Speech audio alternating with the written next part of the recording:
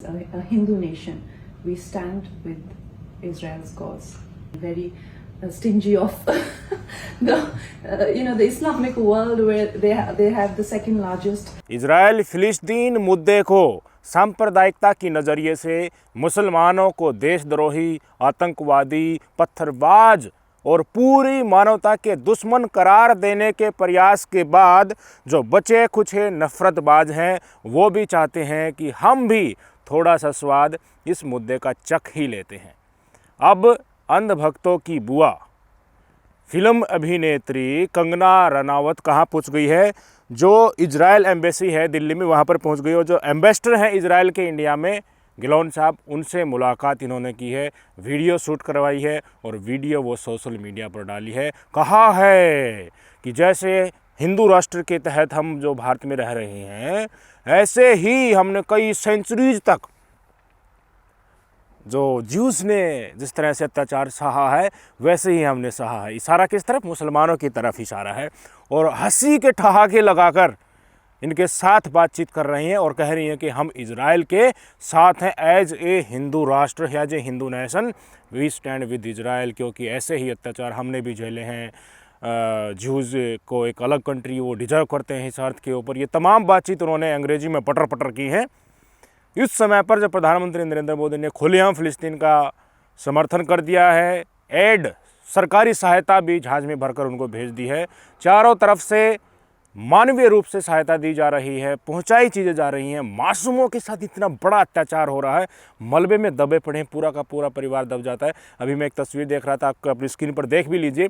एक पत्रकार साहब में बिल्क बिल्क कर रो रहे हैं, इजराइल और हमास युद्ध की रिपोर्टिंग कर रहे थे। फ़ोन आया, सूचना मिली कि आपके घर के ऊपर मिसाइल गिर गई है, सारे परिवार के सदस्य उसमें मारे गए। बेचारा वहीं रोने लगा। कितने मासूम, मैं बता रहा हूँ, छोटे छोटे बच्चे, कचूमर बन जाता है, फ्लैट हो जाता है पूरा का पूरा मकान उनका। बॉडी निकालने भी मुश्किल हो जाती है, पहचानने भी मुश्किल हो रही है। 5-6 हज़ार के आसपास लोग मारे जा चुके हैं, फिलिस्तीन के, इजराइल के भी मारे जा चुके हैं। पर भाई साहब, बातचीत करने के दौरान हंसना दिखाता है कि ये महिला मानवता के लिए कितनी ज़्यादा असंवेदनशील है। इनकी हंसी आज उसी क्रूरता को दिखाती है जिस मानसिकता के चलते एक विशेष समुदाय के प्रति हमेशा से इन नफरतबाज लोगों के द्वारा एजेंडा चलाया जाता है। इनकी इजराइल के जो दूतावास है, नई दिल्ली एम्बेसी में पहुंचकर इन्होंने जो मुलाकात की है, ये मुलाकात सुन लीजिए। Also because we as a Hindu nation, what has been happening to Hindus and even the Hindu genocide for centuries that continued, we identify a lot with Jews, and I strongly believe that as like we deserve a Bharat dedicated to Hindus, Jews also deserve one nation, one nation on this, and they can't give us that one land is rather inhuman and very stingy of the Islamic world where they have the second largest. I think we as a Hindu nation, we stand with Israel's cause. सुन लिया आपने? नहीं छोड़ेंगे भाई, मुद्दा चाहिए इनको, limelight चाहिए इनको। ये दिखाना है कि देखिए हम भारतीय जनता पार्टी की जो पिछले दरवाजे की जो राजनीति है धर्म वाली, उसके साथ खड़े हैं। और आज लिख कर ले लीजिए, जितने भी व्यापारी होते हैं, जितने भी दलाल होते हैं, जो स्वयंभू जनता के द्वारा ही जिनको एक ऐसा मुकाम दिया गया है, जनता के प्यार के द्वारा, जनता के सपोर्ट के द्वारा ही वो आज उस स्थान पर है। चाहे वो आर्थिक जगत में हो, चाहे वो फिल्म जगत में हो, चाहे वो क्रिकेट जगत में हो, खेल जगत में हो, इस देश ने जितना प्यार दिया है उसकी बदौलत ही वो उस स्थान पर पहुँचे हैं। और वहाँ पर जाकर सत्ताधारी पार्टी की गुलामी कर रहे हैं, उन्हीं के एजेंडे के साथ चल रहे हैं।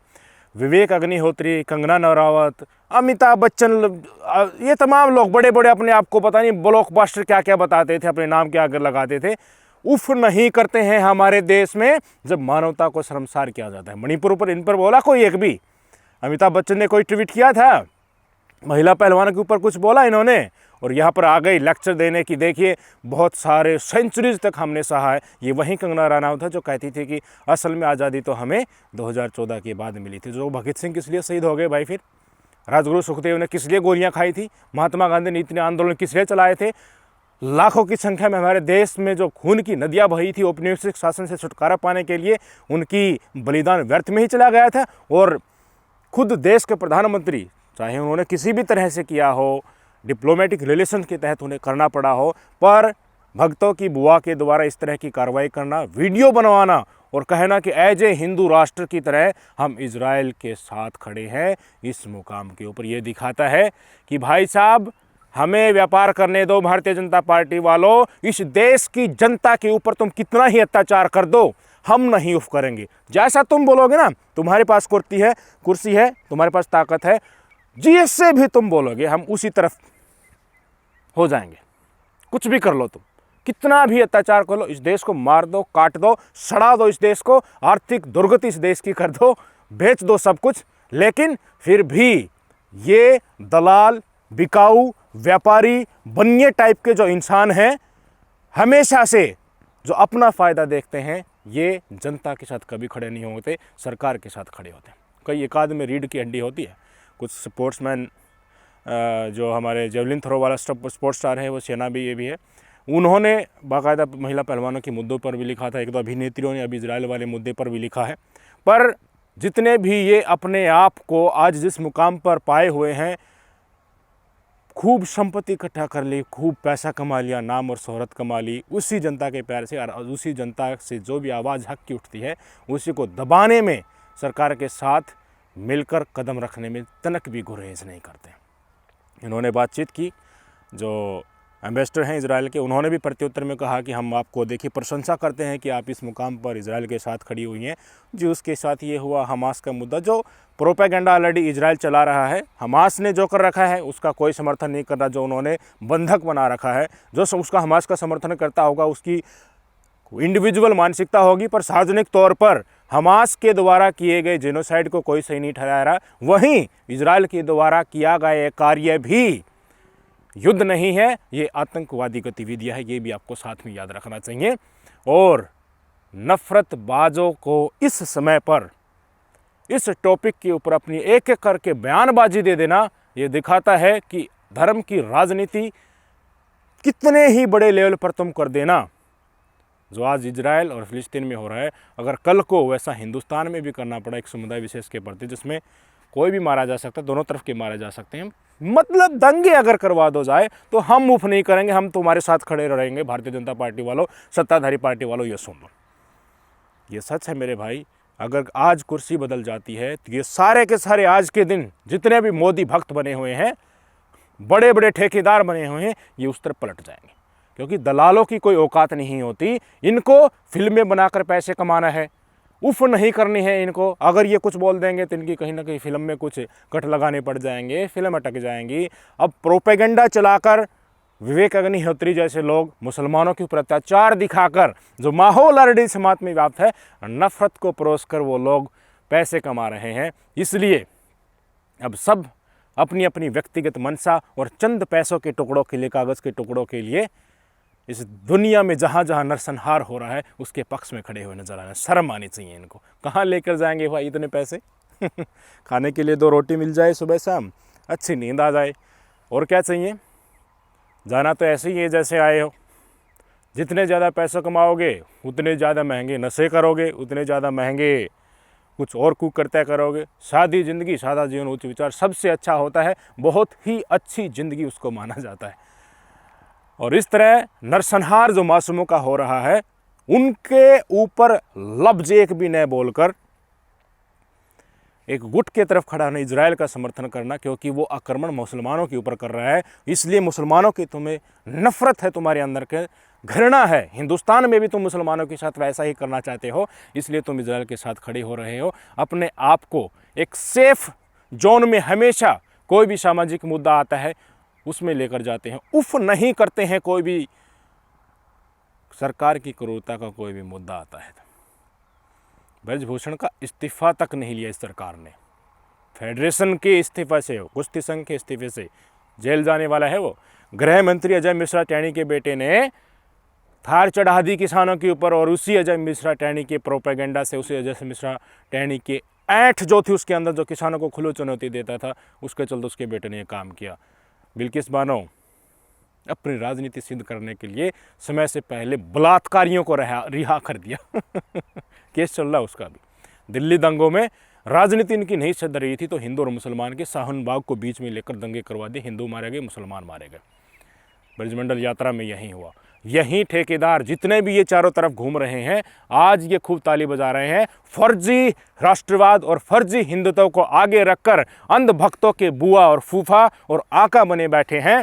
यही हमारे समाज के असल दुश्मन है, यही हमारे देश के नंबर 1 दुश्मन है। अगर सत्ताधारी पार्टी बीजेपी की जगह आज अंग्रेजों का शासन होता तो ये मोहतरमा अंग्रेजों के साथ मुलाकात करके कहते कि हम आपके साथ हैं, आप गुलामी कहाँ, हमें गुलाम कहाँ रख रहे हैं, आप तो हमें आगे लेकर जा रहे हैं, हम तो ऐसे ही गंदगी में रहने वाले भारतीय लोग हैं, आप तो हमारे ऊपर शासन करके हमारा शुद्धिकरण कर रहे हैं, हमें गाइडेंस दे रहे हैं, रेलवे लाइन बिछा रहे हैं, आर्थिक प्रगति की तरफ ले जा रहे हैं। ये तमाम बातें होती अगर अंग्रेज़ों का शासन होता। और यही नफरतबाज, फर्जी ठेकेदार, फर्जी देशभक्त, फर्जी हिंदूवादी और फर्जी अपने आप को कहने वाले एम्बेसडर कह लीजिए, अपने आप को बहुत बड़ा बादशाह कह लीजिए, बुआ फूफा कुछ भी कह लीजिए, हिंदुत्व का आइकन कह लीजिए, मोदी के चरणों में चाहे लौट जाइए, पर इतिहास तुम्हारे ऊपर एक शब्द नहीं लिखेगा। नफरत की पिटारा जो तुमने अपने अंदर भर रखा है और उसी के चलते अपने ही लाइन जो अपनी अपनी है उसमें मुनाफा कमाने के लिए सत्ताधारी पार्टी के चरणों में लेटे हुए हो। कचरे के डिब्बे में भी जो सबसे नीचे सड़ी हुई जगह होती ना, वहां पर इनको रखा जाता, कोई याद नहीं करता इनको। ऐसे पैसे क्या कमाने यार, जो मासूमों की लाशों के ऊपर हंसी ठहाके लगाते हो, हैं? इंसानियत कहाँ गई, कहाँ गए आज वो सारे के सारे माहौल में अपने आप को? जब यहाँ पर यूपीए सरकार थी भारत में, कभी पेट्रोल के ऊपर सवाल उठाते थे अक्षय कुमार साहब जो हैं, जो भी कुछ भी इंसिडेंट हो जाता था लाखों की संख्या में लोग सड़कों पर निकल आ रहे थे। सिचुएशन आजकल बदल गई है, लोगों को डराया जाता है, लोगों को भूखा मारा जाता है, आर्थिक रूप से कमर तोड़ी जाती है ताकि वो कोई भी आंदोलन में खड़े ना हो सके। उनकी एकता को तोड़ा जा सकता है ताकि सत्ताधारी पार्टी उनके ऊपर अत्याचार करे तो वो एकजुट न हो सके। ऐसे ऐसे आइकन जिनको कई लाखों लोग, करोड़ों लोग फॉलो करते हैं, उनको भी अपने सत्ताधारी पार्टी के पक्ष में बुलवाया जाता है ताकि चारों तरफ माहौल ये बना रहे कि सरकार तो अच्छा कर रही है, विश्व गुरु बन रही है, बहुत ऊंचे लेवल तक ले जा रही है। देख लेना सारे आंकड़े, बायोडाटा उठाकर पता चल जाएगा देश किस तरफ चल रहा है और इस देश के आम आदमी की हालत क्या है। प्रोपेगेंडा, दिखावा, छलावा अलग होता है, सच्चाई आज बड़ी संख्या में हमारे देश के नागरिकों से छुपाई जा रही है, धोखा किया जा रहा है। और इसमें जो जो सहभागी बन रहे हैं ये अपने आप को बेशक से चतुर समझते हों कि हम तो आम जनता को बेवकूफ़ बना देंगे, हिंदुत्व और राष्ट्रवाद का चोला ओढ़कर अपना भी कांटा निकलवाने आएंगे, पैसा भी कमा लेंगे और जनता बेवकूफ़ है, समय के अनुसार भूल जाएगी। नहीं, जिस दिन हिसाब किताब होगा उस दिन आपके सारे कर्म आगे रखे जाएंगे। पैसा माँ बाप नहीं होता। सोचिएगा, विचार करिएगा। नमस्कार।